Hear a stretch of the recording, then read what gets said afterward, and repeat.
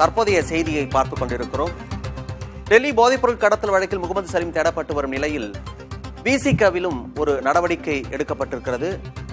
வழக்கில் தொடர்புடையதாக அந்த கட்சியின் நிறுவனர் ஒருவர் நீக்கம் செய்யப்பட்டிருக்கிறார். கூடுதல் விவரங்களோடு செய்தியாளர் அன்பரசன் இணைந்திருக்கிறார். அன்பரசன், இவர் நீக்கப்பட்டதுக்கு என்ன காரணம்? எந்த விதத்தில் ஒரு தொடர்பு, அந்த வழக்குக்கும் இவருக்கு என்ன தொடர்பு?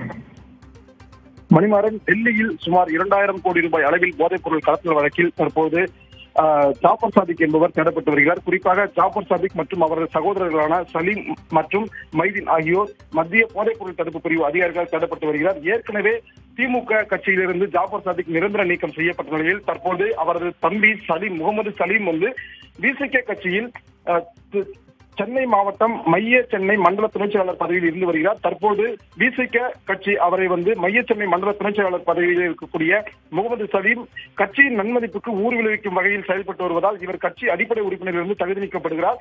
இவருடன் யாரும் கட்சி தொடர்பாக எந்த தொடர்பும் வைத்துக் கொள்ளக் கூடாது என தற்போது விடுதலை சிறுத்தைகள் கட்சி அறிவிப்பு ஒன்றை வெளியிட்டிருக்கிறது. குறிப்பாக இந்த முகமது சலீம் அவரது அண்ணன் ஜாஃபர் சாதிக்குடன் சேர்ந்து தலைமறைவாக இருந்து வருகிறார். குறிப்பாக டெல்லியில் சுமார் 2000 கோடி ரூபாய் மதிப்பிலான போதைப் பொருள் கடத்தல் வழக்கில் தேடப்பட்டு வரும் நபர்களாக ஜாஃபர் சாதிக் மற்றும் அவரது சகோதரர்கள் சலீம், அதே போன்று மைதீன் ஆகியோர் கடந்த சில வாரங்களாக தலைமறைவாக இருந்து வருகிறார்.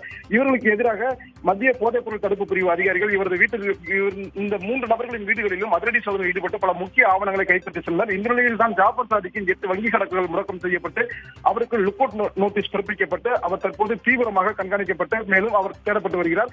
இந்த நிலையில் தான் தற்போது விடுதலை சிறுத்தைகள் கட்சியில் இருக்கக்கூடிய அவரது தம்பி சலீம் அவருக்கு தொடர்புடைய இடத்தில் இருந்து வருவதால் அவரையும் அதிகாரிகள் தேடி வருகிறார்கள். இந்த நிலையில் விசிக கட்சி இன்று சலீமை பதவி நீக்கம் செய்து உத்தரவிட்டிருக்கிறது. மணிமாறன், இந்த வழக்குல ஜாஃபர் சாதிக் தொடர்புல இருக்கிறாரு அப்படின்னு தெரிஞ்ச உடனே 24 மணி நேரத்துல கட்சி நடவடிக்கை எடுத்துச்சு அப்படின்னு திமுக சார்பில் நேற்று கூட RS பாரதி சொல்லியிருந்தாரு. அப்பவே இந்த சலீமோட பெயர் அடிபடலையா, இல்ல இப்பதான் தெரிய வந்ததா விசிகவுக்கு?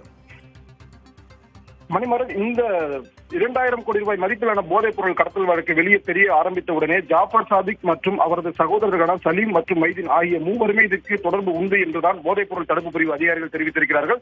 மேலும் போதைப் பொருள் தடுப்பு பிரிவு அதிகாரிகள் ஜாஃபர் சாதிக்குடன் சேர்த்து அவரது சகோதரர்களான சலீம் மற்றும் மைதீன் ஆகிய மூவரையும் தான் தேடி வருகிறார்கள். இந்த நிலையில் தான் மத்திய போதைப் பொருள் தடுப்பு பிரிவு அதிகாரிகள் அதிரடி சோதனை, அதாவது சென்னை சாந்தமில் இருக்கக்கூடிய இவர்களது வீட்டில் அதிரடி சோதனையில் ஈடுபட்டு அங்கு பல முக்கிய ஆவணங்களை 3 நபர்களின் வீடுகளில் இருந்து கைப்பற்றி சென்றிருக்கிறார்கள். இந்த நிலையில் தான் திமுகவில் உயர் பதவியில் இருந்த ஜாஃபர் சாதிக்கு திமுக நிர்வாகம் நிரந்தர நீக்கம் செய்து உத்தரவிட்டிருந்தது. மேலும் இந்த வழக்கில் அவரது சகோதரர்கள் சலீம் மற்றும் மைதீன் ஆகிய இருவரையும் தேடி வந்தது. இந்த நிலையில் தற்போது விடுதலை சிறுத்தைகள் கட்சி முகமது சலீம் கட்சியின் நன்மதிப்புக்கு ஊர் விளைவிக்கும் வகையில் செயல்பட்டு வருவதால் இவர் கட்சியிலிருந்து நிரந்தர நீக்கம் செய்யப்படுகிறார் என்று அறிவிப்பு வெளியிட்டிருக்கிறது. மணிமாறன், விவரங்களை கொடுத்தமைக்கு நன்றி ஆண்கள்.